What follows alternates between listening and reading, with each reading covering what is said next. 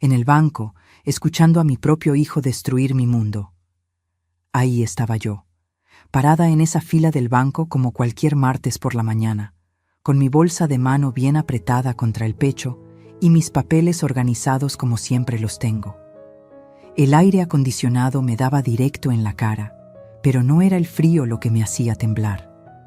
Era la voz que acababa de escuchar en la ventanilla de al lado. Una voz que conocía desde que era un susurro de bebé. Una voz que me había dicho «Te amo, mamá», miles de veces. Una voz que ahora estaba pidiendo $80,000 usando mi casa como garantía. Era Miguel, mi único hijo. Mi Miguel.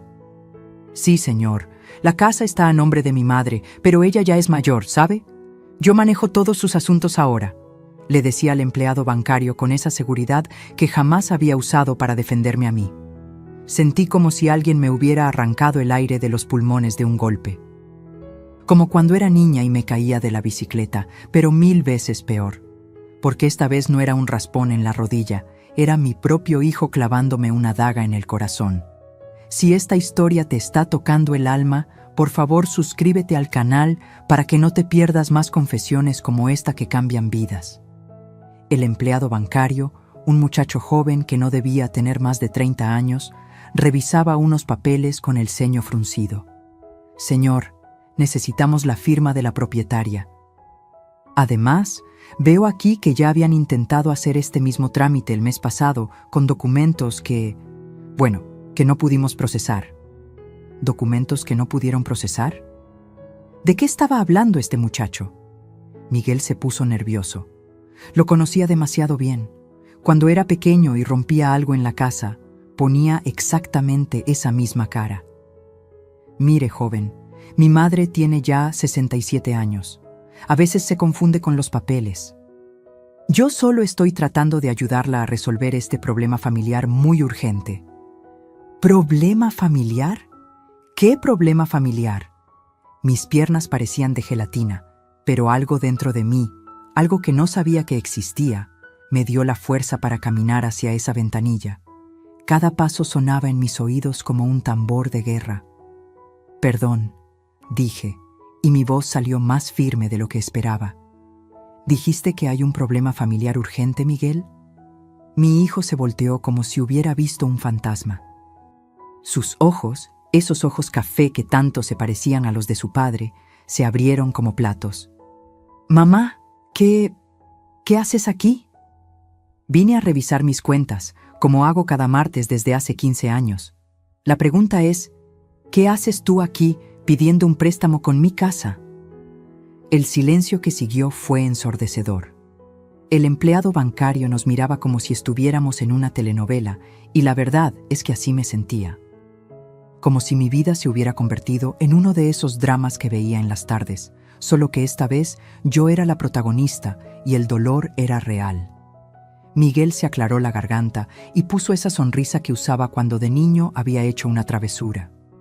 Mamá, puedo explicarte todo. Es que necesitamos el dinero para salvar el negocio. Es una inversión que nos va a devolver el triple en 6 meses. ¿Necesitamos? ¿De qué negocio hablas, Miguel? Y más importante, ¿desde cuándo mi casa es parte de tus necesidades? La gente en las otras filas había empezado a voltear. Podía sentir sus miradas clavadas en mi espalda, pero ya no me importaba. En ese momento, toda mi vida se había reducido a esa ventanilla, a ese mostrador de mármol frío, y a la cara de mi hijo que cada segundo se parecía menos al niño que había criado con tanto amor. Mamá, por favor, no hagas una escena aquí. Vamos a casa y hablamos. ¿Una escena? ¿Una escena, Miguel? Mi voz subió de tono sin que pudiera controlarlo. ¿Descubrir que mi único hijo está tratando de hipotecar la casa donde vivo, sin mi permiso, es hacer una escena? El empleado bancario carraspeó incómodo. Señora, ¿podría confirmarme si usted autorizó este trámite? Por supuesto que no lo autoricé. Las palabras salieron de mi boca como balas. Esta es mi casa. La construí ladrillo por ladrillo con mi difunto esposo. Cada centavo que pagamos por esa casa salió de nuestro sudor, de limpiar casas ajenas, de vender tortillas en la esquina, de trabajar 12 horas diarias durante 40 años. Miguel se puso rojo como un jitomate. Mamá, por favor. No, Miguel, no me digas por favor. Dime por qué. Dime por qué mi propio hijo está aquí, en este banco, tratando de jugar con lo único que tengo en este mundo. Dime por qué no tuviste los pantalones para hablar conmigo primero. Fue entonces cuando él dijo las palabras que se clavaron en mi alma como vidrios rotos. Porque es solo una casa vieja, mamá. Una casa vieja para una mujer que ya no la necesita tanto. Nosotros tenemos una familia que mantener, tenemos gastos, tenemos futuro. Tú ya viviste tu vida. El mundo se detuvo. Las voces del banco se volvieron un murmullo lejano. El aire acondicionado siguió soplando, pero yo ya no sentía frío. No sentía nada, excepto un vacío enorme en el pecho donde antes había estado mi corazón. ¿Una casa vieja?, repetí en voz baja. ¿Una mujer que ya no la necesita? Miré a mi hijo, realmente lo miré, como si fuera la primera vez que lo veía. Ahí estaba, con su camisa de marca que yo le había comprado para su cumpleaños, con los zapatos que había pagado cuando consiguió su primer trabajo, usando las palabras más crueles que había escuchado en mi vida. Señora, el empleado bancario me habló con una voz suave, casi susurrando. ¿Quiere que continuemos con algún trámite suyo o prefiere que cancele esta solicitud? Miré los papeles que Miguel había puesto sobre el mostrador. Reconocí una copia de la escritura de mi casa, la casa donde había criado a este hombre que ahora me veía como un estorbo. Cancele todo lo que tenga que ver con mi propiedad, dije con una calma que me sorprendió. Y por favor, tome nota. Miguel Hernández ya no tiene autorización para hablar de mis bienes en esta institución. Miguel se quedó con la boca abierta. Mamá, no puedes hacer esto. Es tu familia. Soy tu hijo. Me volteé hacia él una última vez antes de irme. Traté de encontrar en sus ojos algo del niño que había sido, algo del joven que me había prometido cuidarme siempre. Pero lo único que vi fue a un extraño que compartía mi sangre. Si fueras mi hijo de verdad, le dije, nunca habrías venido aquí a mis espaldas.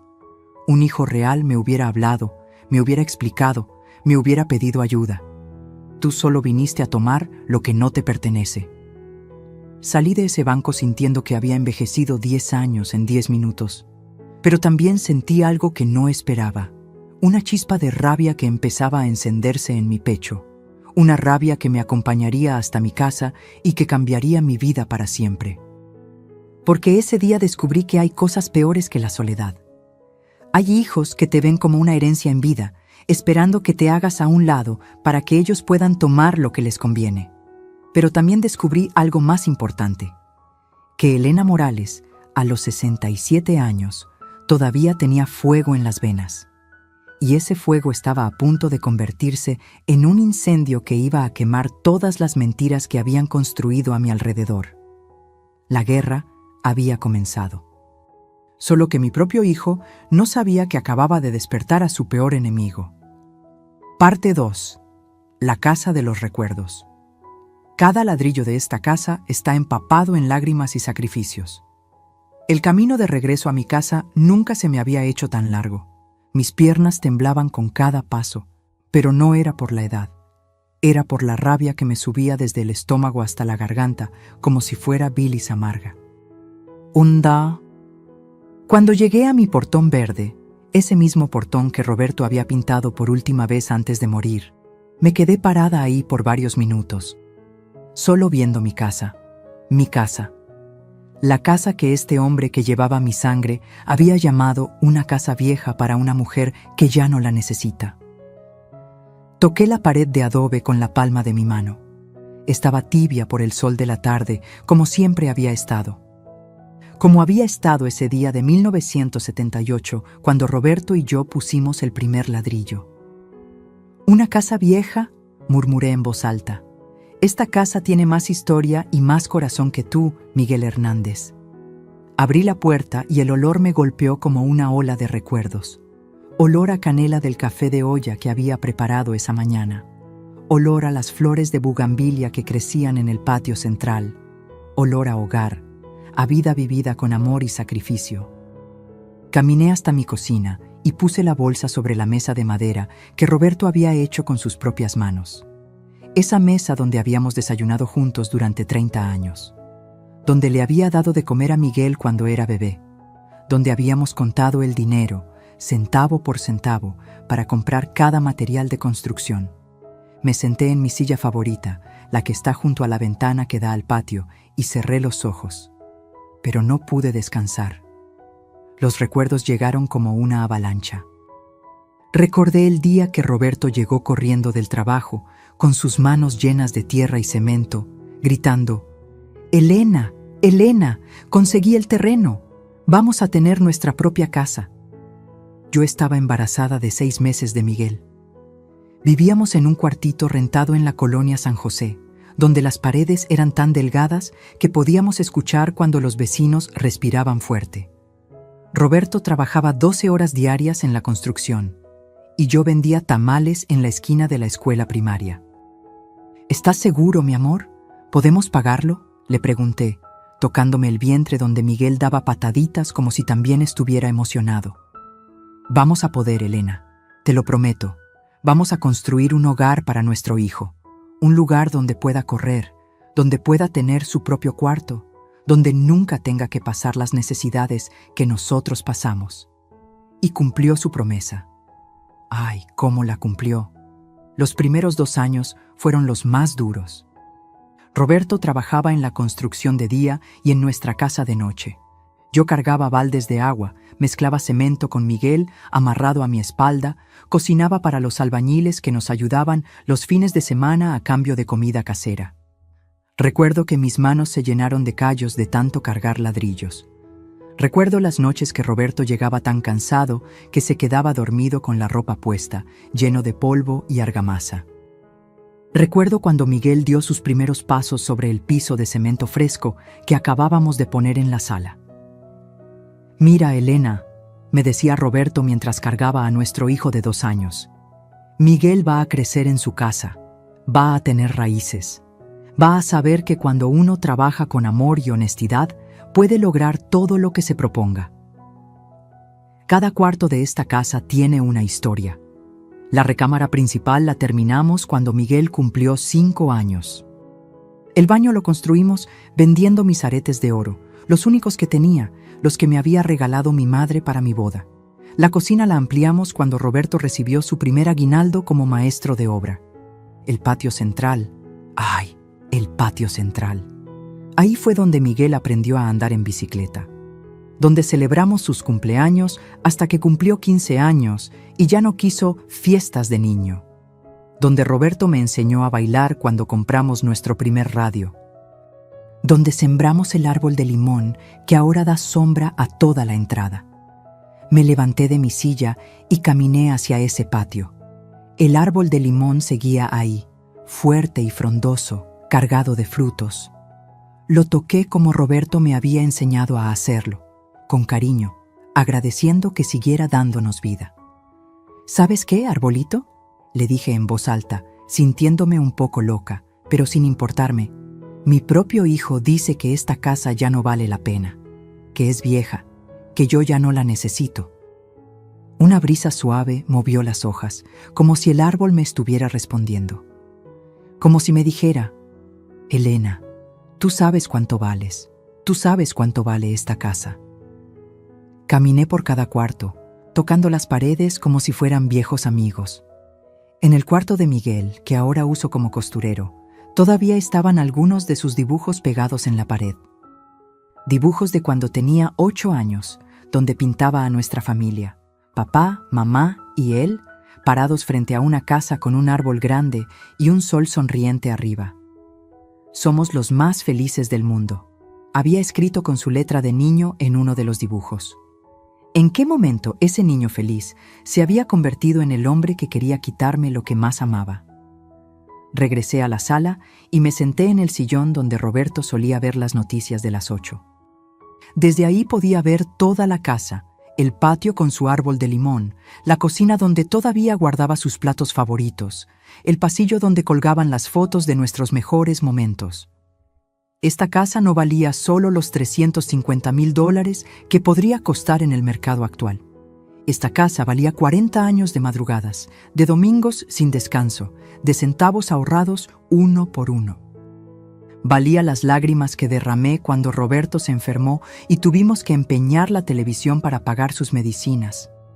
Valía las noches que me quedé despierta cosiendo ropa para vender, para poder pagar la luz y el agua. Valía cada "te amo, mamá", que Miguel me había dicho en estos mismos cuartos. Cada vez que lo consolé cuando tuvo pesadillas. Cada vez que le preparé su comida favorita cuando llegaba triste del colegio. Cada vez que lo cuidé cuando tuvo fiebre, caminando por estos mismos pisos durante noches enteras. Una casa vieja, repetí las palabras de Miguel, y por primera vez en el día no sentí ganas de llorar. Sentí rabia pura. Me levanté y fui a mi recámara. Saqué de mi cómoda una caja de zapatos que guardaba como mi tesoro más preciado. Adentro estaban todos los recibos, todas las facturas, todos los comprobantes de cada peso que habíamos gastado en esta casa durante 40 años. Recibos de los ladrillos, facturas del cemento, comprobantes de la pintura, de las puertas, de las ventanas, de las tejas del techo. Todo pagado con nuestro sudor, con nuestros sueños, con nuestro amor. Y en el fondo de la caja, envuelto en papel de seda amarillento, estaba el contrato original del terreno, el documento que decía que este pedacito de tierra le pertenecía a Elena Morales de Hernández y a Roberto Hernández García. Roberto ya no estaba, pero yo sí. Y mientras yo respirara, esta casa seguiría siendo mía. Sonó el timbre de la entrada. Por la ventana vi la camioneta blanca de Miguel estacionada afuera. Él y Vanessa venían caminando hacia mi puerta, y por la forma en que ella movía las manos mientras hablaba, supe que venían a presionarme más. Guardé los papeles en la caja y la caja en su lugar. Me alicé el cabello frente al espejo y respiré profundo. «Roberto», susurré mirando su foto en mi mesita de noche. «No sé cómo, pero voy a defender lo que construimos juntos. Te lo prometo». Caminé hacia la puerta principal con pasos firmes. Por primera vez en el día me sentía fuerte. Me sentía en casa. En mi casa. Porque Miguel podía llamar la vieja todo lo que quisiera. Pero cada ladrillo de estas paredes había sido puesto con amor. Cada peso que costó había sido ganado con honestidad. Y cada recuerdo que guardaba entre sus muros era más valioso que todo el dinero que él pudiera necesitar para salvar su negocio fracasado. La guerra apenas comenzaba. Pero yo tenía algo que Miguel había olvidado que existía. 40 años de historia, de sacrificio y de amor que me daban fuerzas para pelear por lo que era mío. La pregunta era, ¿hasta dónde estaría dispuesto a llegar mi propio hijo para quitármelo? Vanessa tenía la sonrisa de un ángel y el corazón de una víbora. Abrí la puerta antes de que tocaran el timbre. Ahí estaban los dos. Miguel con cara de niño regañado y Vanessa con esa sonrisa perfecta que había aprendido a odiar en los últimos 5 años.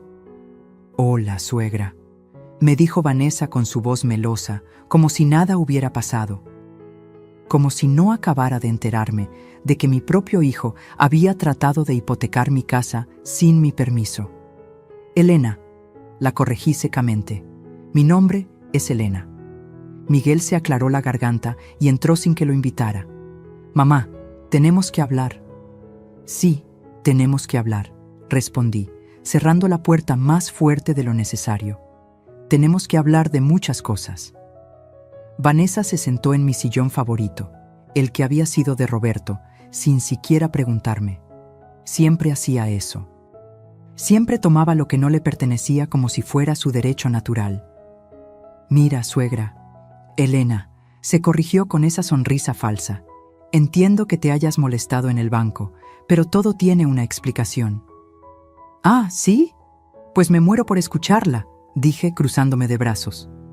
Miguel se sentó en el borde del sofá, con las manos entre las piernas, como cuando era adolescente y había hecho algo malo. Pero esta vez, Vanessa habló por él. Es que estamos pasando por una situación muy difícil, Elena. Nuestro negocio de importación está teniendo algunos problemas temporales. ¿Qué clase de problemas?, pregunté, aunque ya sospechaba la respuesta. Problemas de flujo de dinero, dijo Miguel finalmente. Hicimos algunas inversiones que no salieron como esperábamos. ¿Inversiones? ¿O apuestas? Disparé directo al grano. La sonrisa de Vanessa se tensó por primera vez. No son apuestas, Elena. Son inversiones legítimas en criptomonedas y en el mercado de futuros. ¡Criptomonedas! ¡Mercado de futuros! Palabras elegantes para decir que mi hijo había apostado el dinero de su familia como un borracho en un casino. ¿Y cuánto han perdido en esas inversiones?, pregunté. Miguel y Vanessa se miraron. Fue ella quien respondió, porque Miguel ya ni siquiera tenía pantalones para hablar por sí mismo. Hemos tenido algunas pérdidas, es cierto. Pero si conseguimos este préstamo, podemos recuperar todo y más. Es una oportunidad única, Elena. Si no la tomamos ahora, perdemos todo. ¿Todo? ¿Qué todo? Porque por lo que veo, ya no tienen nada que perder. Tenemos una familia que mantener, explotó Miguel. Tenemos gastos, responsabilidades. Sí, dije lentamente. Responsabilidades como la camioneta nueva que vi allá afuera. Responsabilidades como ese reloj que traes puesto, Miguel, que cuesta más que lo que yo gano en 3 meses cosiendo. Vanessa me miró con esos ojos grandes y brillantes que ponía cuando quería parecer vulnerable. Era su especialidad, hacerse la víctima. Elena, tú no entiendes lo que es tener una familia joven en estos tiempos. Los gastos de Sebastián, la escuela privada, sus clases de inglés, sus deportes, todo eso cuesta dinero. ¿Escuela privada? ¿Clases de inglés? Vanessa, yo crié a Miguel con lo que ganábamos vendiendo comida en la calle y salió adelante perfecto. ¿O no, Miguel? Mi hijo no me miró a los ojos. Esa fue la primera señal de que Vanessa había estado trabajando en su cabeza durante mucho tiempo. Era otra época, mamá, murmuró. Ahora las cosas son diferentes. Los niños necesitan más oportunidades para competir en el mundo moderno. ¿Competir en el mundo moderno? ¿Desde cuándo Miguel hablaba así? ¿Desde cuándo mi hijo, que había sido feliz jugando fútbol descalzo en la calle, pensaba que su hijo necesitaba escuelas caras para ser feliz? Vanessa se inclinó hacia adelante, con esa expresión de preocupación fingida que había perfeccionado. Elena, te voy a ser muy honesta contigo.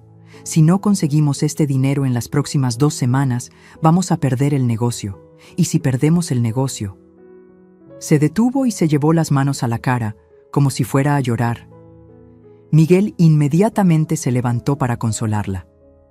Si perdemos el negocio, continuó con voz quebradiza, vamos a tener que mudarnos, lejos, muy lejos de aquí. Ahí estaba. La amenaza velada, la manipulación más cruel que existe, usar a un nieto como arma emocional. ¿Qué estás diciendo exactamente, Vanessa? Estoy diciendo que mi hermano tiene un negocio en Texas. Él nos ha ofrecido trabajo allá, pero tendríamos que irnos. Todos. Miguel, yo y Sebastián. Mi corazón se detuvo. Sebastián. Mi nieto. El único nieto que tenía. El único pedacito de Roberto que me quedaba en este mundo. No pueden hacerme eso, susurré. No queremos hacerlo, Elena, dijo Miguel, tomando la mano de su esposa. Por eso estamos aquí. Por eso te estamos pidiendo ayuda. No me están pidiendo ayuda, respondí, encontrando mi voz otra vez. Me están chantajeando. Me están diciendo que si no les doy mi casa, me van a quitar a mi nieto. No es chantaje, protestó Vanessa. Es la realidad.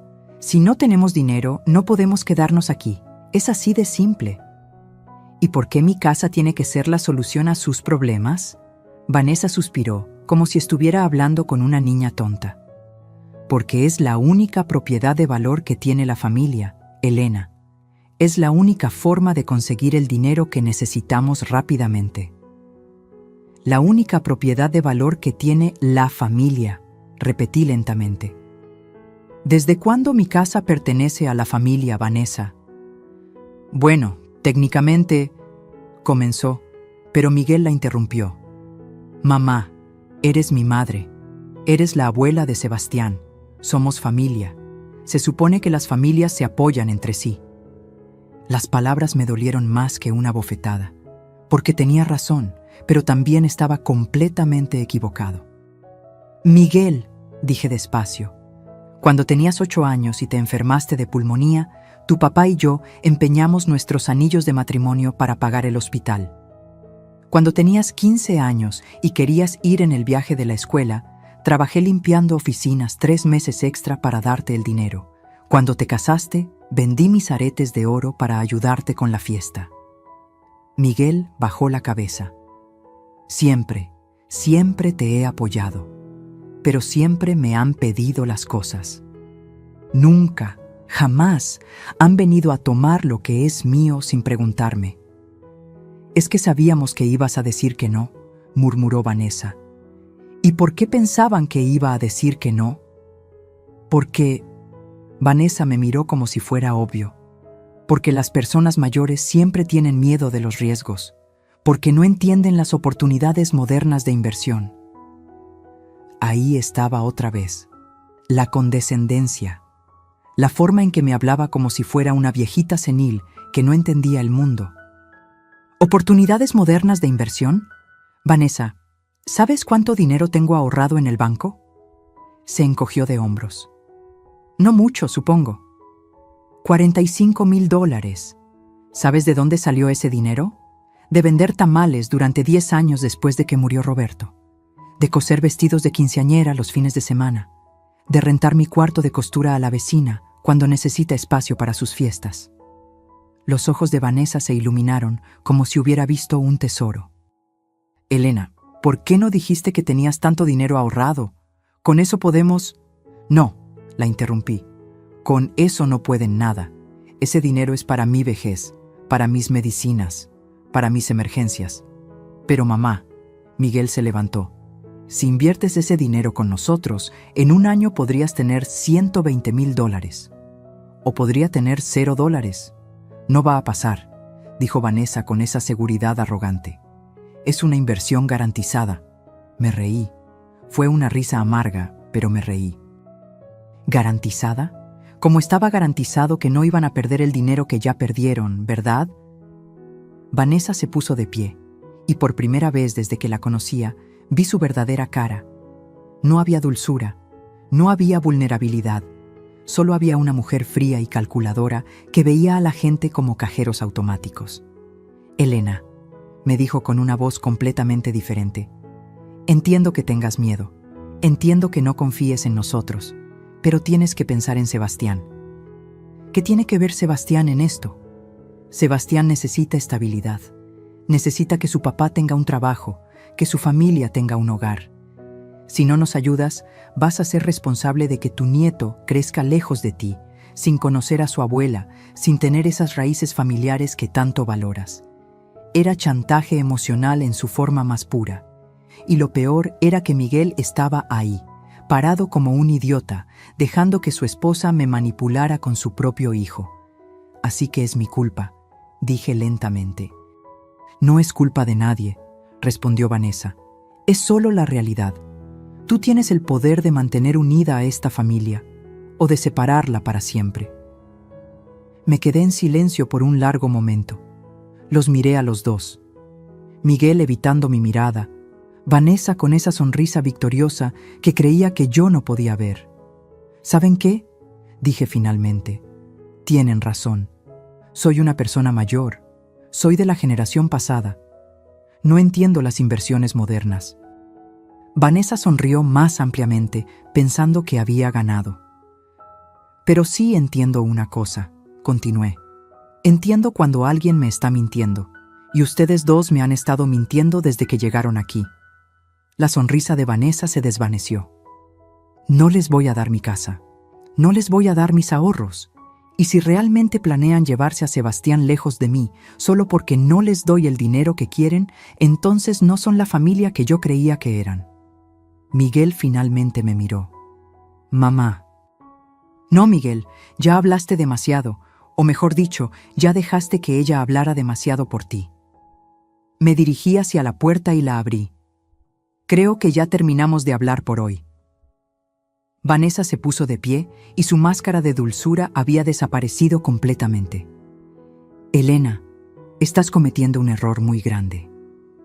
El error lo cometí hace 5 años cuando permití que entraras en esta familia sin conocerte realmente. Se fueron sin decir más.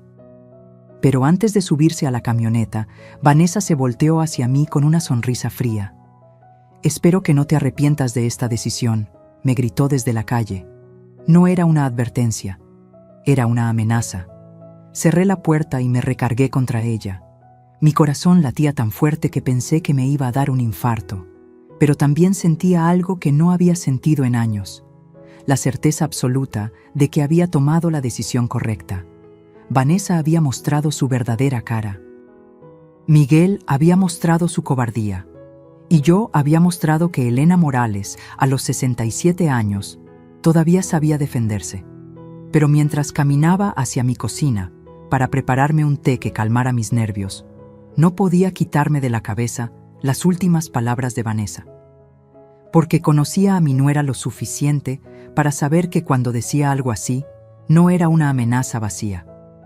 Era el anuncio de una guerra que apenas estaba comenzando. Usaron a mi nieto como arma contra mi corazón. Los días que siguieron a esa confrontación fueron los más silenciosos que había vivido desde que murió Roberto. Pero no era un silencio de paz. Era un silencio que me comía las entrañas, lleno de una angustia que nunca había sentido antes. Miguel no me llamó, Vanessa tampoco. Y lo peor de todo, no había visto a Sebastián. Mi nieto venía a visitarme todos los jueves después de la escuela. Era nuestra tradición desde que cumplió 5 años. Yo le preparaba su merienda favorita, quesadillas con jamón y un vaso de chocolate caliente, y él me contaba todo lo que había aprendido esa semana. Después hacíamos la tarea juntos en la mesa de la cocina, la misma donde yo había ayudado a su papá cuando tenía la misma edad. Pero ese jueves, Sebastián no llegó. Esperé hasta las 7 de la noche, con las quesadillas listas y el chocolate caliente ya frío. Cada vez que escuchaba un carro en la calle, mi corazón saltaba pensando que era él. Pero no vino. El viernes tampoco vino, ni el sábado. Para el domingo ya no podía más. Tomé el teléfono y marqué el número de Miguel. Sonó 5 veces antes de que contestara. «¿Mamá? Miguel, ¿dónde está Sebastián? ¿Por qué no ha venido a verme?» Un silencio largo, tan largo que pensé que se había cortado la llamada. «Mamá, Sebastián está bien, está aquí con nosotros». No te pregunté si estaba bien, te pregunté por qué no ha venido a visitarme. Es que... Bueno, mamá, Vanessa y yo hemos estado pensando que quizás no es buena idea que Sebastián pase tanto tiempo allá.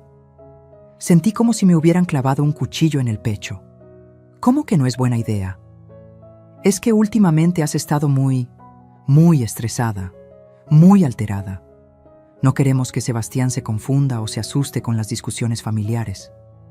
Las palabras salieron de mi boca como balas. ¿Yo estoy alterada? ¿Yo estoy estresada? Miguel, ¿tú viniste a hipotecar mi casa sin mi permiso y yo soy la que está alterada?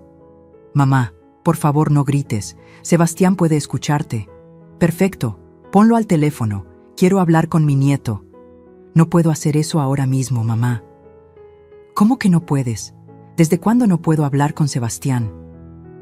Desde que decidiste ser egoísta y no ayudar a tu propia familia cuando más te necesitábamos. Las palabras me golpearon como una cachetada. Egoísta. Mi propio hijo me había llamado egoísta por no entregarles mi casa. Miguel, mi voz se quebró. ¿Sabes cuántas veces en tu vida te dije que no? Mamá, no es sobre el pasado, es sobre ahora. Es sobre ser una abuela que piensa en el futuro de su nieto. ¿Y qué tiene que ver el futuro de Sebastián con hipotecar mi casa? Tiene que ver con todo. Su voz subió de tono. Si perdemos el negocio, vamos a tener que mudarnos. Sebastián va a tener que cambiarse de escuela, dejar a sus amigos, empezar de cero en otro lugar. ¿Eso es lo que quieres para tu nieto? Era chantaje puro. Lo sabía, lo sentía, pero aún así me dolía como si fuera verdad. Miguel, si tienen problemas económicos, podemos buscar otras soluciones. Podemos hablar con el banco para... No hay otras soluciones, mamá. La única solución es que nos apoyes, que actúes como una verdadera madre y una verdadera abuela. ¿Una verdadera madre? Ahora era mi turno de alzar la voz. ¿Una verdadera madre? Miguel, ¿quieres que te recuerde todo lo que hice por ti cuando eras niño? ¿Quieres que te cuente cuántas veces tu papá y yo nos quedamos sin comer para que tú pudieras tener todo lo que necesitabas? Eso era tu obligación. Eras mi madre. Y ahora también soy tu madre. Pero eso no significa que tengas derecho a quitarme lo único que me queda. No te estamos quitando nada, mamá. Te estamos pidiendo que inviertas en el futuro de tu familia. No, Miguel. Me están chantajeando. Me están diciendo que si no les doy mi casa, van a llevarse a Sebastián lejos de mí.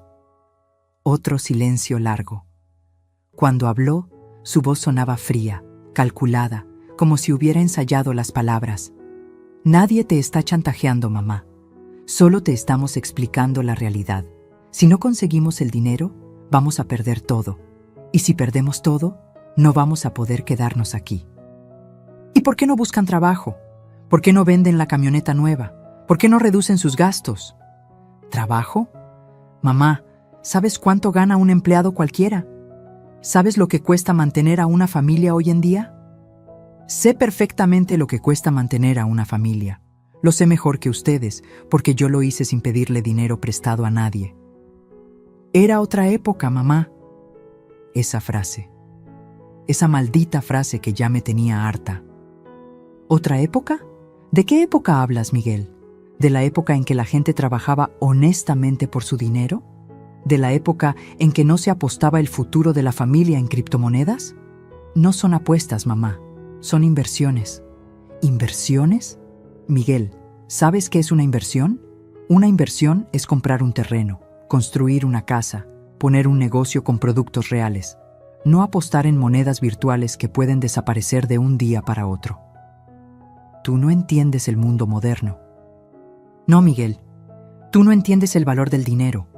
Tú no entiendes que esos $80,000 que me pides representan 2 años de mi vida trabajando 12 horas diarias. Exactamente, solo 2 años, pero pueden cambiar toda nuestra vida. ¿Solo 2 años? Miguel, ¿sabes cuántos años me quedan de vida? ¿Sabes qué voy a hacer si me enfermo y no tengo dinero para mis medicinas? Por eso mismo, mamá, si inviertes con nosotros, en 1 año vas a tener el triple. ¿Y si pierden todo, como ya lo perdieron antes? No va a pasar, como no iba a pasar la primera vez. La conversación se había convertido en una discusión a gritos. Por primera vez en mi vida, mi hijo y yo estábamos peleando como enemigos. Mamá, su voz cambió, se volvió más suave, más manipuladora. Piensa en Sebastián. ¿De verdad quieres que crezca lejos de su abuela? ¿Quieres que se acuerde de ti como la abuela que prefirió su dinero antes que su familia? Ahí estaba, el golpe final. Usar a mi nieto como arma emocional. No uses a Sebastián para chantajearme, Miguel. No es chantaje, es la realidad. Si nos ayudas, Sebastián va a crecer aquí, cerca de ti, conociendo a su abuela, aprendiendo de ti. Si no nos ayudas, si no te ayudo, ¿qué? ¿Van a desaparecer de mi vida? Van a tener que empezar una nueva vida en otro lugar. ¿Y nunca más voy a ver a mi nieto? Bueno, mamá, Texas está muy lejos, y con un niño pequeño, viajar es complicado. Me senté en el piso de la cocina. Literalmente, mis piernas no me sostenían más. Era como si toda mi energía se hubiera escapado de mi cuerpo de una vez. Miguel, susurré, ¿realmente eres capaz de quitarme a mi nieto si no te doy el dinero? No te estamos quitando nada, mamá. Solo te estamos explicando las consecuencias de tu decisión. Las consecuencias de mi decisión y las consecuencias de sus decisiones, las consecuencias de apostar el dinero de su familia, las consecuencias de no buscar trabajo honesto. Mamá, ya no podemos hablar contigo. Estás muy alterada. Claro que estoy alterada. Mi propio hijo me está chantajeando. Llámanos cuando estés más calmada y dispuesta a ser razonable. Y colgó. Me quedé ahí sentada en el piso de mi cocina, con el teléfono en la mano, llorando como no había llorado desde el funeral de Roberto. ¿Ser razonable? ¿Ser razonable era entregar mi casa para que ellos siguieran apostando dinero que no era suyo? ¿Ser razonable era permitir que me chantajearan con mi propio nieto? Los siguientes días fueron un infierno. No dormía, casi no comía, y cada vez que sonaba el teléfono corría a contestar, pensando que podía ser Sebastián, pero nunca era él. Una semana después, doña Carmen, mi vecina, me trajo noticias que me partieron el alma. Elena, me dijo mientras tomábamos café en mi cocina, vi a tu nieto ayer en el parque. Mi corazón se aceleró. ¿Cómo estaba? ¿Se veía bien? Se veía triste, mija, muy triste. Le pregunté por ti y me dijo que su papá le había dicho que estabas enferma, que por eso no podía visitarte. ¿Enferma? ¿Le habían dicho a Sebastián que yo estaba enferma? ¿Qué más te dijo? Me preguntó si era cierto que las abuelas se enferman cuando sus nietos no las visitan. Le dije que no, que las abuelas se enferman cuando están tristes y que seguramente tú estabas triste porque no lo veías. Sebastián pensaba que yo estaba enferma por su culpa. Mi nieto de 8 años estaba cargando con una culpa que no le correspondía. Esa noche no pude más. Marqué el número de Miguel otra vez. «Mamá, ¿ya tomaste una decisión?» No me saludó. No me preguntó cómo estaba. Solo me preguntó si ya había decidido darles el dinero. «Miguel, ¿por qué le dijiste a Sebastián que estoy enferma?» Tenía que decirle algo para explicar por qué no puede visitarte. ¿Y no se te ocurrió decirle la verdad? ¿Cuál verdad, mamá? ¿Que su abuela prefiere el dinero antes que su familia? La verdad es que su papá está apostando dinero que no tiene y quiere usar la casa de su abuela como garantía. Sebastián no va a entender eso. Sebastián no tiene que entender eso. Sebastián solo tiene que saber que su abuela lo ama y que puede visitarla cuando quiera. No mientras tengas esa actitud. ¿Qué actitud? ¿La actitud de no entregar mi patrimonio para que ustedes sigan apostando? Mamá, te voy a dar una última oportunidad. O nos ayudas, o empezamos a hacer los trámites para mudarnos. Una última oportunidad. Como si yo fuera la que estaba mal. Como si yo fuera la que tenía que pedir perdón. Miguel, le dije con una calma que no sabía que tenía, voy a colgar este teléfono. Y no lo voy a volver a levantar hasta que vengas aquí con Sebastián a pedirme perdón. Eso no va a pasar, mamá. Entonces, supongo que ya tomaste tu decisión. La decisión la tienes que tomar tú. Colgué, y por primera vez en 2 semanas sentí algo parecido a la paz. No era felicidad, no era alivio, pero era la tranquilidad de saber que había puesto un límite. Miguel podía chantajearme todo lo que quisiera. Podía usar a Sebastián como arma emocional. Podía amenazarme con mudarse lejos. Pero no iba a conseguir mi casa. No iba a conseguir mis ahorros. Y definitivamente no iba a conseguir que me sintiera culpable por proteger lo que era mío. Porque hay una diferencia entre ser madre y ser tonta. Y Elena Morales había sido muchas cosas en la vida, pero tonta nunca. La guerra estaba declarada. Y por primera vez desde que comenzó todo esto, sentía que yo también tenía armas para pelear. Me hicieron sentir como una extraña en mi propia familia. 2 meses. 2 meses completos sin ver a Sebastián, sin escuchar su risa llenando mi casa, sin ayudarlo con la tarea, sin preparar sus quesadillas favoritas.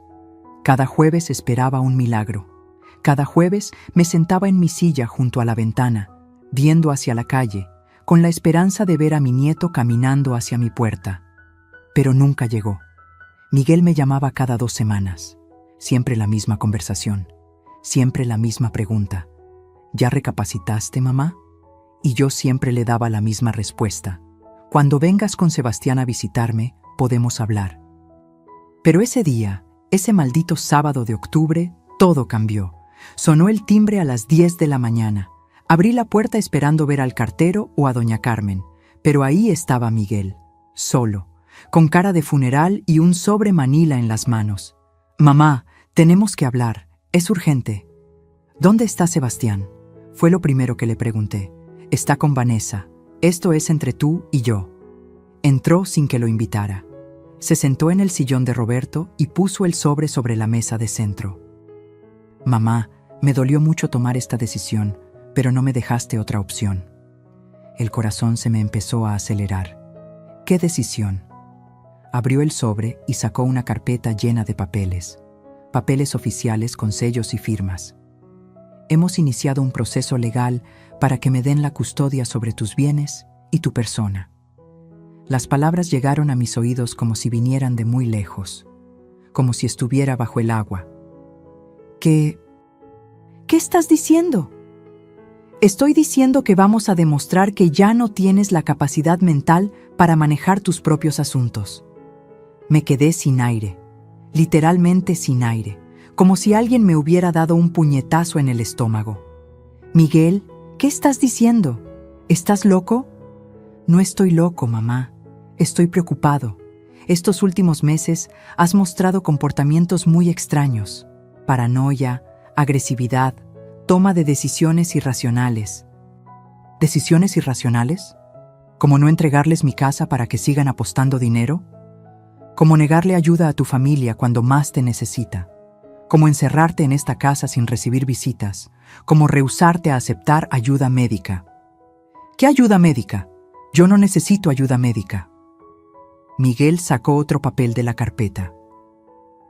«Aquí está la evaluación de la doctora Ramírez.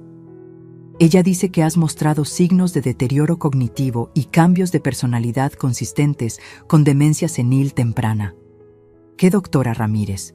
Yo nunca he hablado con ninguna doctora Ramírez». «Mamá, por favor, no hagas esto más difícil.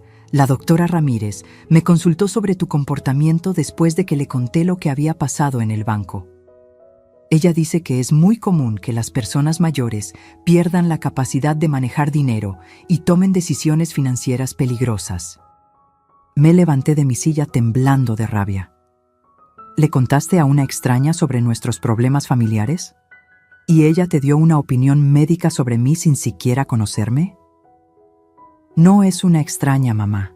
Es la esposa del primo de Vanessa. Es una profesional respetada». «Es una farsa, Miguel, una farsa completa. Ningún doctor puede diagnosticar a alguien sin haberlo examinado».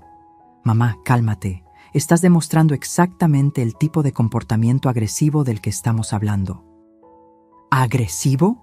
Miguel, me estás diciendo que quieres declararme incapaz mental para robarme mi casa y tú dices que yo soy la agresiva. No queremos robarte nada, mamá. Queremos cuidarte. Queremos asegurarnos de que tomes las decisiones correctas para tu propio bienestar. ¿Y quién va a decidir cuáles son las decisiones correctas? ¿Tú? ¿Vanessa? Un juez, mamá. Un juez imparcial que va a evaluar toda la evidencia. ¿Qué evidencia? Miguel sacó más papeles de la carpeta. Mi corazón se hundió más con cada hoja que veía. Tenemos testimonios de vecinos que dicen que has estado comportándote de manera extraña, que hablas sola en el patio, que a veces gritas sin razón. Hablo con el árbol de limón, el árbol que sembró tu papá. ¿Desde cuándo es un crimen recordar a los muertos? Mamá, ¿no escuchas lo que estás diciendo? Hablar con un árbol no es normal. ¿Y qué más dice tu evidencia? Tienes facturas sin pagar, cuentas bancarias que no has revisado en meses, medicamentos vencidos en tu botiquín. Cada palabra era una mentira y una puñalada al mismo tiempo. Miguel, todas mis facturas están al día. Reviso mis cuentas bancarias cada martes y los únicos medicamentos que tengo son aspirinas para el dolor de espalda. ¿Puedes probarlo? Por supuesto que puedo probarlo. Todos mis papeles están en orden, siempre han estado en orden. Mamá, el hecho de que creas que todo está en orden cuando obviamente no es así, es parte del problema. Era como estar en una pesadilla, como si hubiera despertado en un mundo donde todo estaba al revés, donde mi propio hijo me veía como una loca. Miguel, mi voz se quebró. ¿Realmente crees que estoy loca? Por primera vez desde que llegó, me miró directamente a los ojos, y lo que vi me destruyó. Mamá, creo que necesitas ayuda. Creo que estos últimos meses has estado tomando decisiones que no son buenas para ti, y creo que si alguien no interviene, vas a terminar lastimándote. ¿Lastimándome cómo? Viviendo sola en esta casa enorme, sin supervisión médica, sin ayuda familiar, manteniendo grandes cantidades de dinero en cuentas que cualquier estafador podría vaciar. ¿Cualquier estafador? ¿Como ustedes? No somos estafadores, mamá, somos tu familia. Todo lo que queremos es ayudarte. Ayudarme dándome mi casa. Ayudarte gestionando tus bienes de manera responsable. Ayudarte a tomar decisiones financieras inteligentes. ¿Y quién va a vivir en mi casa mientras ustedes gestionan mis bienes? Miguel se quedó callado. Esa fue toda la respuesta que necesité. Ya veo. Ustedes van a vivir aquí, van a vender mi casa, van a usar mi dinero. Pero todo es por mi propio bien, ¿verdad? Mamá, tienes 70 años, tengo 67, tienes 67 años. No puedes vivir sola para siempre. Es mejor que hagamos estos arreglos ahora, cuando puedes entender lo que está pasando, que esperar hasta que sea demasiado tarde. ¿Demasiado tarde para qué? Para que puedas participar en las decisiones sobre tu futuro. Era el chantaje emocional más cruel que había escuchado en mi vida. Me estaba diciendo que si no les entregaba mi casa voluntariamente ahora, me la iban a quitar por la fuerza después. Miguel, susurré, ¿sabes lo que me estás haciendo? Te estoy cuidando. No, me estás humillando, me estás tratando como si fuera una niña tonta que no sabe lo que quiere. Mamá, me estás diciendo que mi propio hijo, el niño que crié con tanto amor, que eduqué, que apoyé en cada momento de su vida, ahora piensa que soy una vieja loca que necesita supervisión. Y no pienso que seas loca. Entonces, ¿qué piensas? Miguel se quedó en silencio por un largo momento. Cuando habló, su voz sonaba cansada. Pienso que eres una mujer obstinada que prefiere su orgullo antes que el bienestar de su familia. Esas palabras me dolieron más que todas las demás juntas, porque por primera vez Miguel no estaba fingiendo preocupación.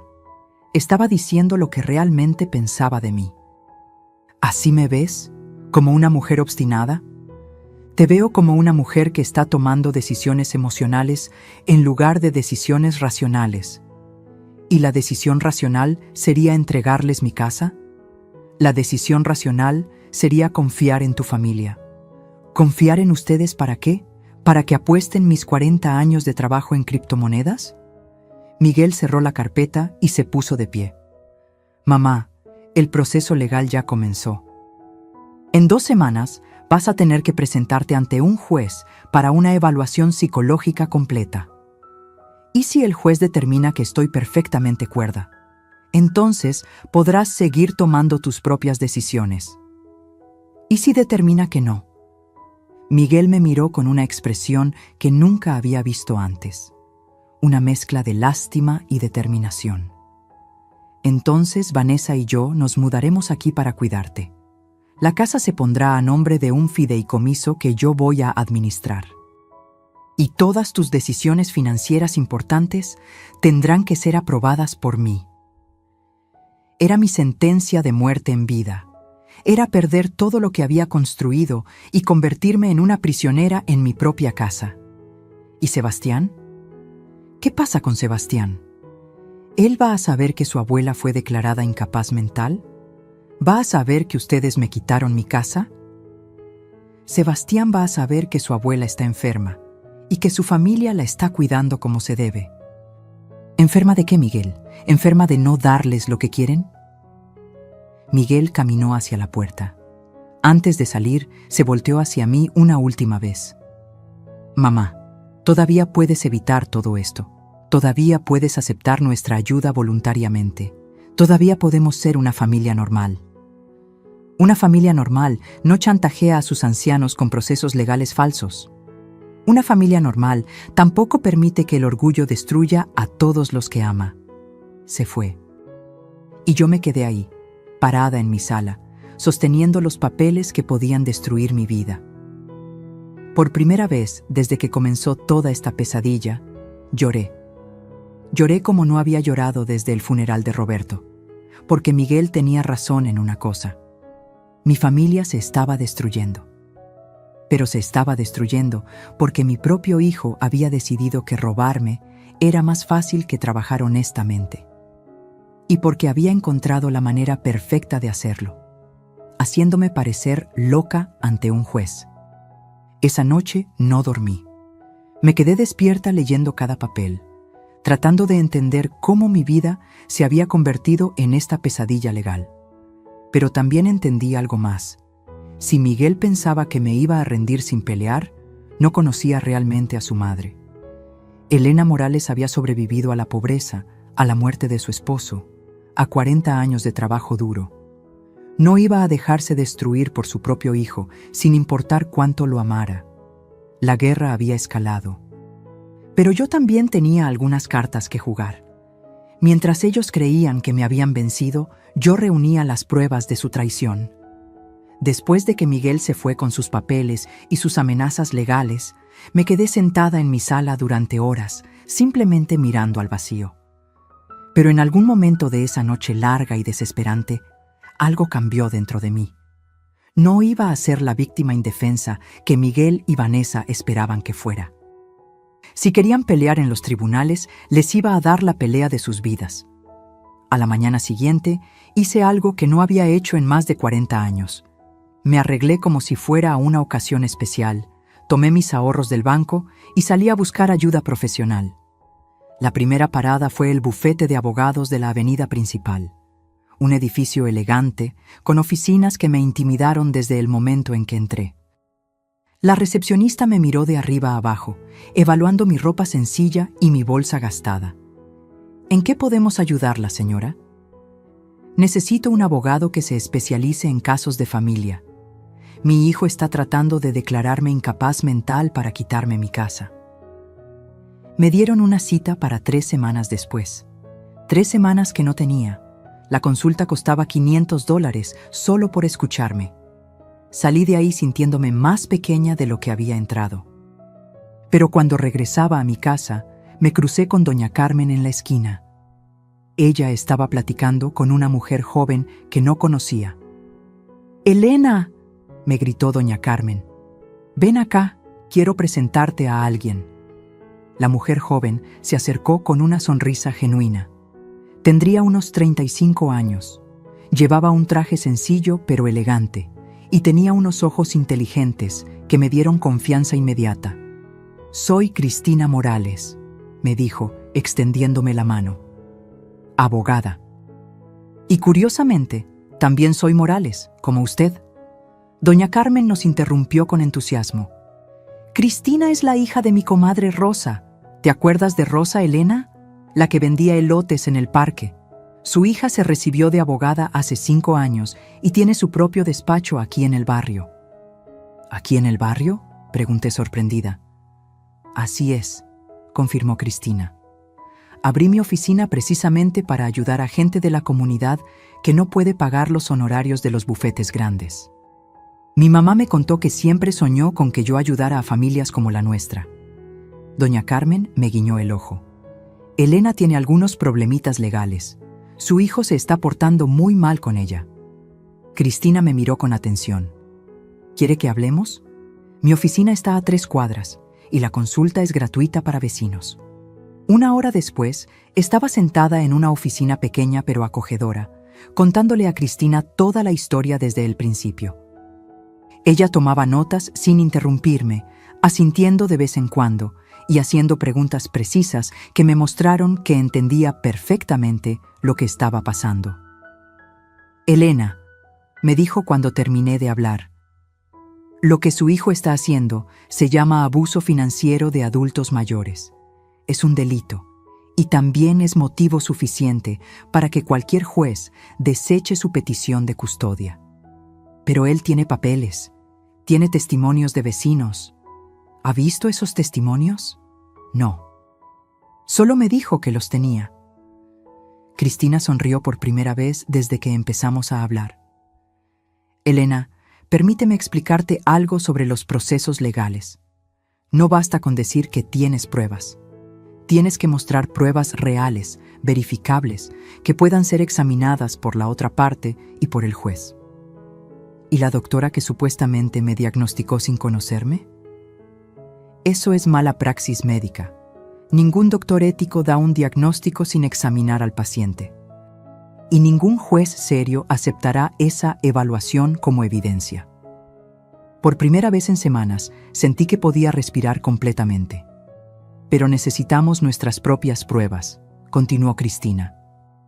Necesitamos demostrar que usted está perfectamente cuerda, que maneja sus finanzas responsablemente y que su hijo está intentando manipular el sistema legal para robarle su patrimonio. ¿Cómo hacemos eso? Primero, vamos a pedirle una evaluación psicológica completa con un neuropsicólogo certificado. Segundo, vamos a reunir todos sus documentos financieros para demostrar que está al día con todas sus obligaciones. Y tercero, se detuvo y me miró con una expresión casi conspiratoria. Tercero, vamos a investigar la verdadera situación financiera de Miguel y Vanessa, porque tengo la sospecha de que están en problemas mucho más grandes de los que le han dicho. Salí de esa oficina sintiéndome como una mujer nueva. Por primera vez desde que empezó toda esta pesadilla, tenía un plan. Durante los siguientes días, seguí las instrucciones de Cristina al pie de la letra. Me hice la evaluación psicológica, que resultó, como era de esperarse, completamente normal. Organicé todos mis documentos financieros. Conseguí cartas de referencia de mis vecinos, de mi banco, de mi doctor. Pero también hice algo que Cristina no me había pedido específicamente. Empecé a investigar a Miguel y Vanessa. Comencé por lo obvio. Si realmente tenían un negocio de importación, tendría que estar registrado en algún lado. Fui a la oficina de registros mercantiles y pedí información sobre cualquier empresa a nombre de Miguel Hernández o Vanessa Hernández. No encontré nada, absolutamente nada. Después fui al registro de la propiedad. La camioneta nueva que presumían estaba a nombre de una financiera.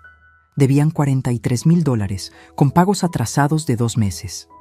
La casa donde vivían era rentada. Y según el administrador del complejo habitacional, debían 3 meses de renta. Pero lo más interesante lo descubrí por casualidad cuando me encontré a la mamá de uno de los compañeros de escuela de Sebastián en el supermercado. ¡Ay, Elena!, me dijo después de los saludos de cortesía. ¡Qué lástima lo de Miguel y su problema con las apuestas online! Mi esposo dice que es una enfermedad muy común ahora entre los hombres jóvenes. ¿Apuestas online?, pregunté, fingiendo que sabía de qué hablaba. Sí, mujer. Mi compadre trabaja en el banco y me contó que Miguel debe más de $150,000 a una de esas plataformas de póker, que hasta amenazas ha recibido. $150,000. No 80,000 como me habían dicho. $150,000 apostados en póker online. Esa noche llamé a Cristina y le conté todo lo que había descubierto. Elena, me dijo, y podía escuchar la emoción en su voz. Esto es mejor de lo que esperaba. Su hijo no solo está en bancarrota, sino que le mintió sobre las cantidades que debe. Eso va a quedar muy mal ante cualquier juez. Pero ¿cómo probamos todo esto? Déjemelo a mí. Tengo contactos en los bancos y en las plataformas de juego online. En 3 días voy a tener documentos que van a demostrar exactamente en qué se metió Miguel. Pero yo tenía mis propios planes. Si Miguel creía que podía manipularme con mentiras y amenazas, estaba muy equivocado. Al día siguiente fui a la casa de electrónicos y compré algo que jamás pensé que iba a necesitar: una grabadora digital pequeña y una cámara de seguridad que podía esconder fácilmente. Doña Carmen me ayudó a instalarlas. Ella había tenido problemas con ladrones el año anterior y sabía más de tecnología de seguridad que yo. Elena, me dijo mientras escondíamos la cámara detrás de una fotografía en mi sala, ¿estás segura de que quieres hacer esto? Doña Carmen, ellos han estado planeando robarme durante meses.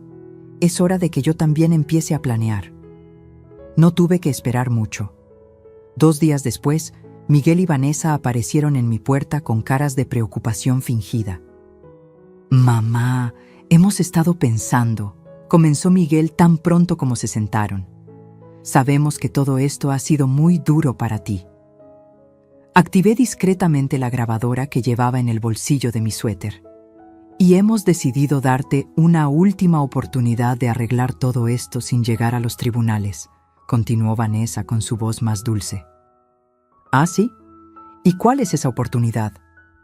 «Si firmas los papeles del préstamo ahora mismo», dijo Miguel sacando documentos de su maletín, «podemos cancelar el proceso legal, podemos volver a ser una familia normal». «¿Y Sebastián? ¿Podré verlo?» «Por supuesto», respondió Vanessa. «De hecho, está en el carro. Si firmas los papeles, puede pasar a saludarte». Mi corazón se aceleró al saber que mi nieto estaba tan cerca, pero me forcé a mantener la calma. ¿Y después qué? ¿Después de que firme los papeles y ustedes tengan el dinero? Miguel y Vanessa se miraron. Fue ella quien respondió. Después podemos invertir el dinero, multiplicarlo y devolverte todo con intereses en menos de 1 año. ¿En qué van a invertir exactamente? Te lo explicamos la otra vez, dijo Miguel impaciente. En el negocio, en las importaciones. Miguel, dije mirándolo directamente a los ojos, ¿tienes un negocio de importación registrado? Se puso nervioso. Bueno, estamos en el proceso de formalizarlo. ¿Y mientras tanto en qué han estado gastando dinero? En inversiones preparatorias, en estudios de mercado, en póker online. El silencio fue ensordecedor. Miguel se puso blanco como papel. Vanessa se levantó de un salto. ¿Cómo sabes eso? Sé muchas cosas, Vanessa. Sé que deben $150,000, no 80,000. Sé que no tienen ningún negocio de importación. Sé que están a punto de perder su casa rentada. Y sé que han estado mintiendo desde el primer día. Miguel se puso de pie con los puños cerrados. Mamá, no sabes de lo que estás hablando. Sé exactamente de lo que estoy hablando. Y también sé que están grabados en esta conversación, admitiendo que todo lo del proceso legal era chantaje para obligarme a darles dinero. Vanessa se dirigió hacia mí con una expresión que nunca le había visto antes. Una expresión de pura furia. «Vieja maldita, ¿nos estás grabando?» «Vanessa», le respondí con una calma que me sorprendió. «Acabas de insultarme en mi propia casa, también quedó grabado». Miguel tomó a Vanessa del brazo. «Vámonos, vámonos ahora». «No, Miguel», dijo ella soltándose. «Esta vieja estúpida acaba de arruinarlo todo. Después de todo lo que hemos hecho para conseguir ese dinero, después de todos los planes que hicimos». «¿Qué planes, Vanessa?», pregunté, manteniendo la grabadora activa. «Los planes de quedarnos con esta casa y con tu dinero desde el principio. Los planes de deshacernos de ti en cuanto tuviéramos todo lo que necesitábamos». Miguel la miró horrorizado. «Vanessa, cállate». «¿Para qué? Ya todo se arruinó. Esta vieja no va a darnos nada, y ahora tampoco vamos a poder usar el proceso legal porque sabe demasiado». Se volteó hacia mí con una sonrisa cruel. «Pero ¿sabes qué, Elena? Todavía tenemos a Sebastián, y te aseguro que nunca, nunca lo vas a volver a ver». Esas fueron las últimas palabras que dijo antes de salir de mi casa como una tormenta, arrastrando a Miguel detrás de ella. Me quedé temblando en mi sala, pero no de miedo, de triunfo. Tenía todo grabado. Tenía las confesiones de Vanessa sobre sus verdaderos planes. Tenía a Miguel admitiendo que el proceso legal era chantaje. Tenía suficiente evidencia para destruir completamente su caso. pero también tenía algo más: la certeza absoluta de que la guerra estaba lejos de terminar. Porque Vanessa tenía razón en una cosa: todavía tenían a Sebastián, y ahora sabía que estaban dispuestos a usarlo como arma hasta el final. La verdad siempre sale a la luz, y cuando lo hace, quema todo a su paso. Una semana después de la conversación grabada, Cristina me citó en su oficina con noticias que cambiarían todo. Llegué temprano, nerviosa pero decidida. En sus ojos vi algo que me dio esperanza. Tenía información poderosa. «Elena», me dijo colocando una carpeta gruesa sobre su escritorio, «lo que voy a mostrarle va mucho más allá de lo que imaginábamos. Su hijo y su nuera no solo están en problemas financieros, están huyendo de problemas criminales». Abrió la carpeta y empezó a mostrarme documentos que me helaron la sangre. Miguel debe exactamente $193,000 en plataformas de apuestas online, pero eso no es lo peor. Ha estado usando identidades falsas para abrir cuentas bancarias y solicitar préstamos que nunca pagó. ¿Identidades falsas?, susurré. Ha usado el nombre de Vanessa, el suyo propio con información alterada, e incluso Elena también usó su nombre. El mundo se me vino encima. ¿Mi nombre? Hay 3 solicitudes de préstamos online a su nombre, con su información personal, pero con una dirección de correo electrónico que no es suya. Por suerte, todas fueron negadas porque los algoritmos detectaron inconsistencias en los datos. Me quedé sin palabras. Mi propio hijo había intentado usar mi identidad para conseguir dinero. Pero hay más, continuó Cristina. Vanessa tiene órdenes de arresto pendientes en Texas por estafa inmobiliaria. Por eso no pueden mudarse allá. Es mentira lo del hermano que les ofrece trabajo. ¿Estafa inmobiliaria? Vendió propiedades que no existían a personas de la tercera edad. Estafó a 15 familias por un total de $200,000 antes de huir a México. Cada revelación era peor que la anterior. ¿Y el proceso legal contra mí? ¿La evaluación psicológica? Cristina sonrió por primera vez desde que empezó a hablar. Completamente fraudulento. La supuesta doctora Ramírez ni siquiera existe. El registro médico que presentaron es falsificado. Y los testimonios de vecinos que dijeron tener son inventados. ¿Cómo puedes estar tan segura? Porque hablé con todos sus vecinos personalmente.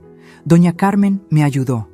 Todos dicen lo mismo, que usted es la mujer más sensata y responsable del barrio, que mantiene su casa impecable, que paga todas sus cuentas a tiempo, que nunca ha mostrado ningún signo de confusión mental. Por primera vez en meses, sentí que podía respirar completamente. Cristina, ¿qué significa todo esto? Significa que vamos a destruir completamente su caso. Pero más importante, significa que podemos presentar una demanda penal contra ellos por abuso financiero de adultos mayores, fraude e intento de estafa. ¿Y Sebastián? La expresión de Cristina cambió. Ahí es donde necesitamos ser muy cuidadosos. Sebastián está siendo usado como rehén emocional, lo cual también es una forma de abuso. Pero debemos manejar esto de manera que no le cause más trauma del que ya ha sufrido. ¿Qué propones? Vamos a organizar una reunión familiar. Pero no va a ser la reunión que Miguel y Vanessa esperan. Va a ser una confrontación donde vamos a presentar todas las pruebas que tenemos, con autoridades presentes. Mi corazón se aceleró. ¿Autoridades? Un detective especializado en delitos financieros y un trabajador social especializado en protección de menores. Vamos a poner todas las cartas sobre la mesa de una vez. Salí de esa reunión sintiéndome como una mujer diferente. No era solo el alivio de saber que tenía razón desde el principio, era la sensación de poder que viene de tener la verdad de tu lado. Cristina organizó la reunión para el viernes siguiente. Le dijo a Miguel que era una última oportunidad de resolver todo amigablemente antes de que el caso fuera a los tribunales. Él aceptó inmediatamente, probablemente pensando que finalmente me habían vencido. El viernes llegó como una tormenta. Miguel y Vanessa aparecieron en mi casa a las 2 de la tarde, con Sebastián esperando en el carro como siempre. Mi corazón se partió al ver a mi nieto ahí afuera, pero sabía que todo esto era por él. «Mamá», dijo Miguel tan pronto como entraron, «esperamos que hayas recapacitado. Ya no podemos seguir con estas peleas familiares». «Tienes razón, Miguel. Ya no podemos seguir así». Vanessa me miró con desconfianza. «Elena, ¿eso significa que vas a firmar los papeles? Significa que es hora de que hablemos con la verdad». En ese momento sonó el timbre. Miguel y Vanessa se miraron confundidos cuando fui a abrir la puerta. Cristina entró seguida por 2 personas que no habían esperado ver: el detective Ramírez y la licenciada Sánchez, del Departamento de Protección a Menores. «¿Qué está pasando aquí?», preguntó Miguel poniéndose pálido.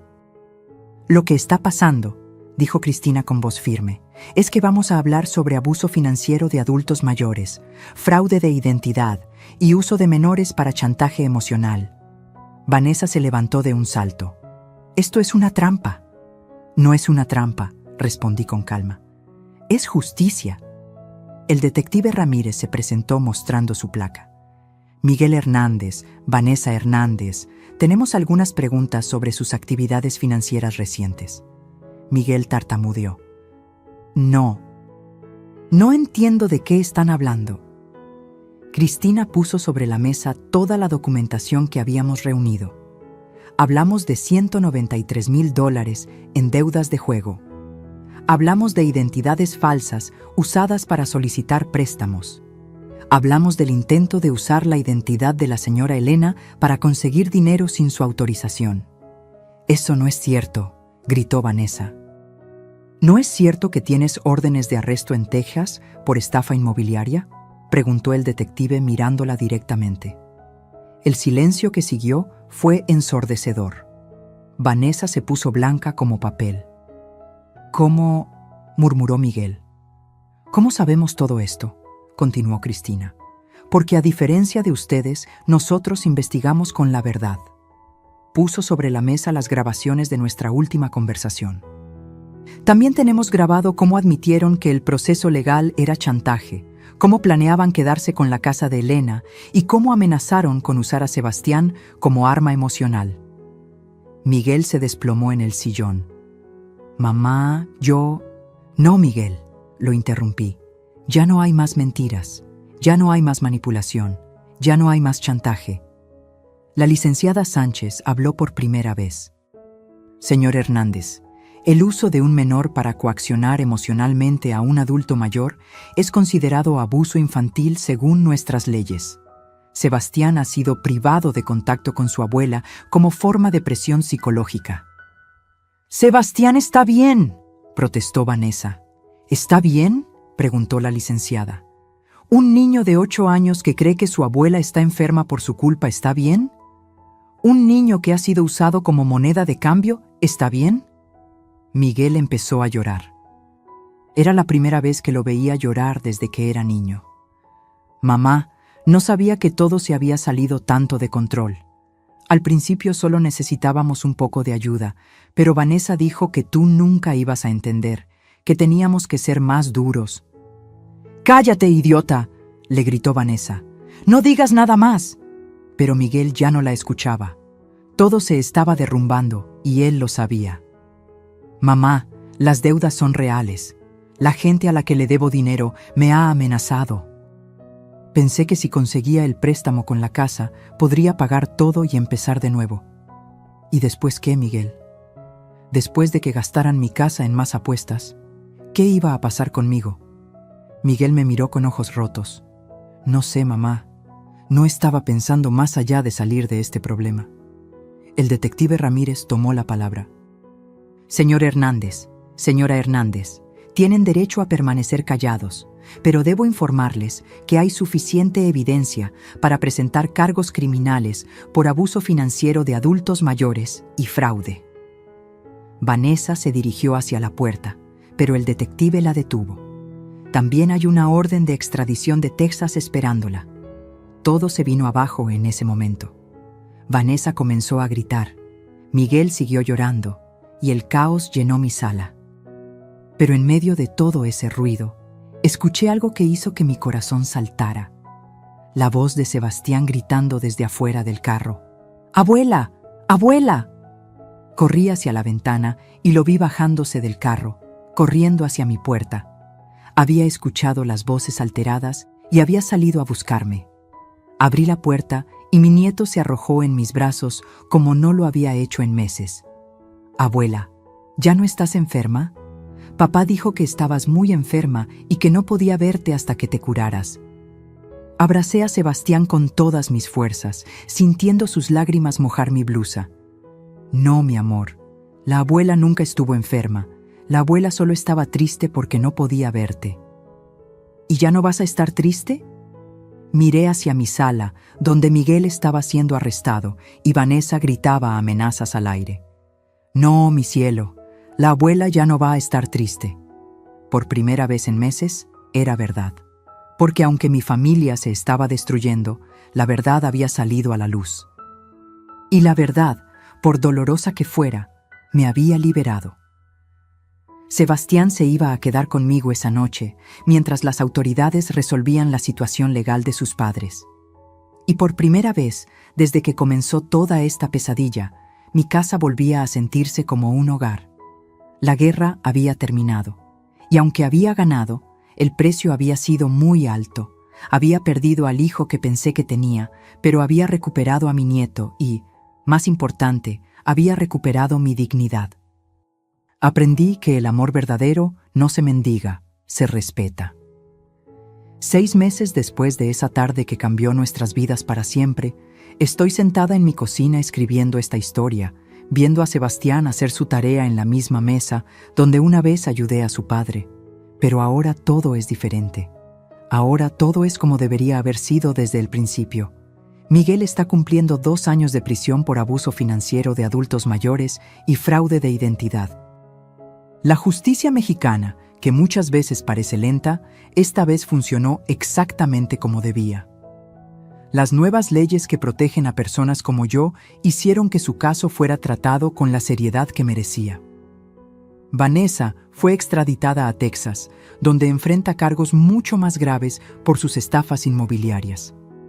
Lo último que supe de ella es que va a pasar al menos 5 años en una prisión estadounidense. Parte de mí se siente mal por ella, pero la parte más sabia de mí sabe que algunas personas no cambian hasta que enfrentan las consecuencias reales de sus acciones. Pero la historia de mi familia no terminó en tragedy. Terminó en algo mucho más poderoso. Terminó en redención y en límites sanos. Sebastián ahora vive conmigo de manera permanente. La trabajadora social determinó que era lo mejor para él, considerando la inestabilidad emocional y los problemas legales de sus padres. Al principio pensé que sería demasiado para mí criar a un niño de 8 años a los 67, pero resultó ser exactamente lo que necesitábamos los dos. Mi nieto llegó a esta casa asustado, confundido, cargando con culpas que no le correspondían. Los primeros meses fueron difíciles. Tenía pesadillas. Me preguntaba constantemente si su papá estaba bien, si su mamá iba a regresar.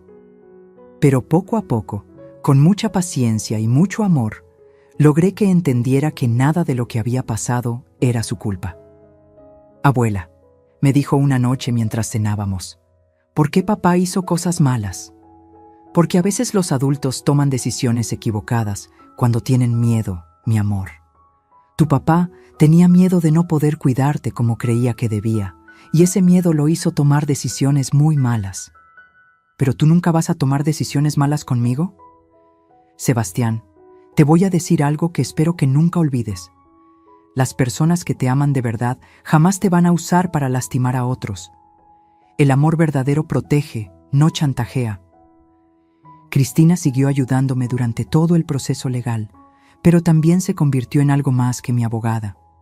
Se convirtió en mi amiga, en la hija que nunca tuve. Viene a visitarnos los domingos y Sebastián la adora. Ella me ayudó a establecer un fideicomiso legal que garantiza que mi casa y mis ahorros estarán protegidos y que Sebastián tendrá seguridad económica cuando cumpla 25 años. Elena, me dijo el domingo pasado mientras tomábamos café en el patio, ¿alguna vez te arrepientes de haber peleado tan duro? Jamás, le respondí sin dudar. Aprendí que hay una diferencia enorme entre ayudar a alguien y permitir que te usen. Miguel necesitaba ayuda, pero lo que quería era que yo pagara las consecuencias de sus malas decisiones. Miguel me escribe cartas desde la prisión. Al principio las tiraba sin leerlas. Estaba demasiado dolida, demasiado traicionada.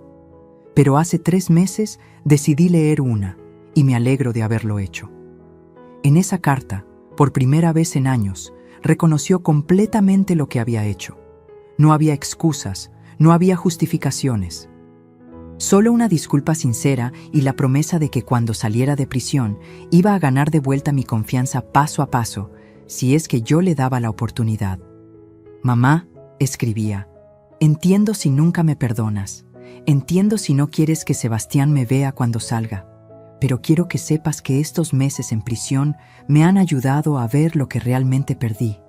No perdí dinero, no perdí oportunidades de negocio.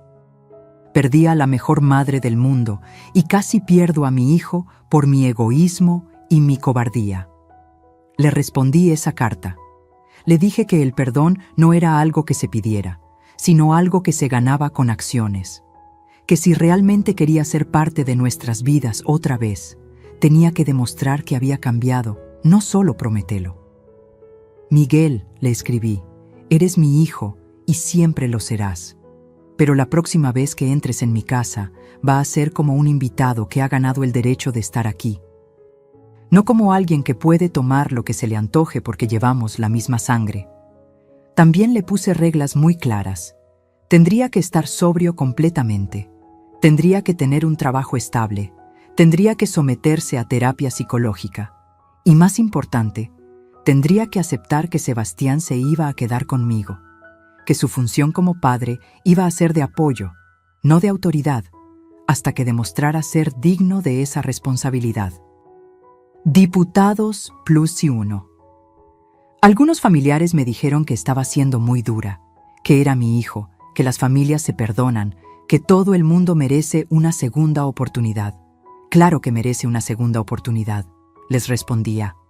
Pero una segunda oportunidad no significa que las cosas vuelvan a ser como antes. Significa que tiene la oportunidad de construir algo nuevo y mejor. Porque eso fue lo que aprendí de toda esta experiencia. Que el amor sin límites no es amor, es dependencia emocional. Que ayudar a alguien a evitar las consecuencias de sus malas decisiones no es bondad, es complicidad. Y que a veces, la cosa más amorosa que puedes hacer por alguien es decirle no. Sebastián está floreciendo. Sus calificaciones mejoraron. Tiene amigos nuevos y, lo más importante, tiene estabilidad. Sabe que cuando llega de la escuela voy a estar aquí. Sabe que cuando tiene problemas puede hablar conmigo sin que use sus palabras para manipular a otros. Sabe que es amado incondicionalmente, pero que también hay reglas y límites que se respetan. La casa se siente viva otra vez. Hay ruido de niño, hay risas, hay esperanza, pero también hay algo que nunca había tenido antes. Hay respeto. Sebastián sabe que esta es mi casa, que él vive aquí porque yo lo permito y lo deseo, no porque tenga derecho a estar aquí. Y lejos de hacerlo sentir inseguro, eso lo hace sentir más protegido. Abuela, me dijo anoche mientras le leía un cuento antes de dormir, cuando sea grande, ¿voy a poder cuidarte como tú me cuidas a mí? Mi amor, le respondí, cuando seas grande, vas a cuidar de tu propia familia, y yo voy a estar orgullosa de verte ser el hombre bueno que sé que vas a ser. ¿Pero siempre vas a ser mi abuela? Siempre. Pero también vas a ser independiente, vas a tomar tus propias decisiones, y vas a vivir tu propia vida. Esa es la diferencia entre amar a alguien y asfixiarlo. No sé si Miguel realmente ha aprendido la lección. No sé si cuando salga de prisión va a ser el hombre que espero que sea. Pero sí sé una cosa. Nunca más voy a permitir que alguien use mi amor como arma en mi contra. Esta casa que construí ladrillo a ladrillo con Roberto sigue siendo mía. Mis ahorros siguen siendo míos. Mi dignidad, que casi pierdo en el proceso, está más fuerte que nunca. Y mi nieto tiene algo que su padre nunca tuvo. Un ejemplo de lo que significa poner límites sanos sin dejar de amar. A veces, en las noches cuando Sebastián ya está dormido, salgo al patio y le hablo al árbol de limón que plantó Roberto. Le cuento cómo están las cosas. Le pido su opinión sobre las decisiones que tengo que tomar con respecto a nuestro nieto. Mi amor, le susurro a las hojas que se mueven con la brisa nocturna.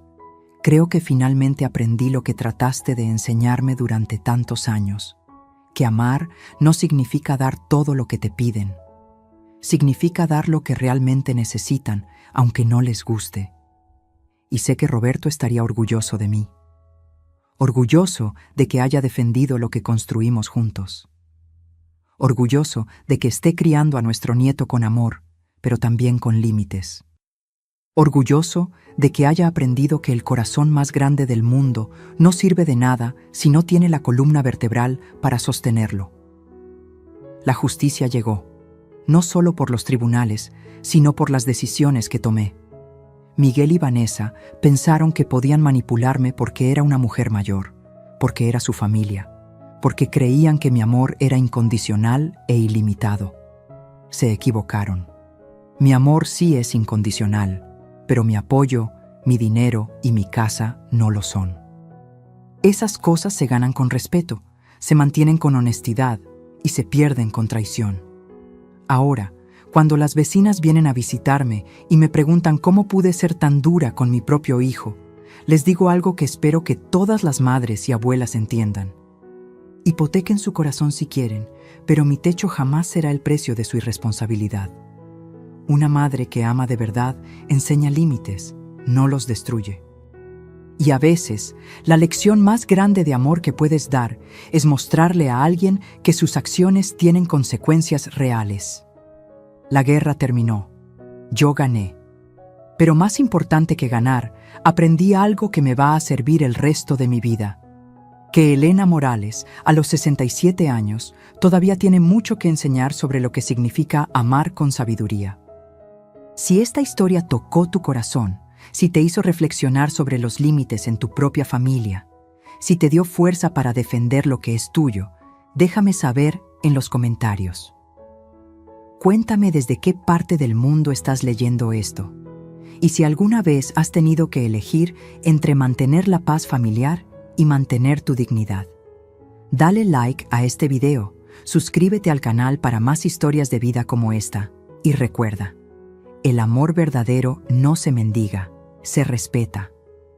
Y a veces, decir no es el acto de amor más grande que puedes hacer.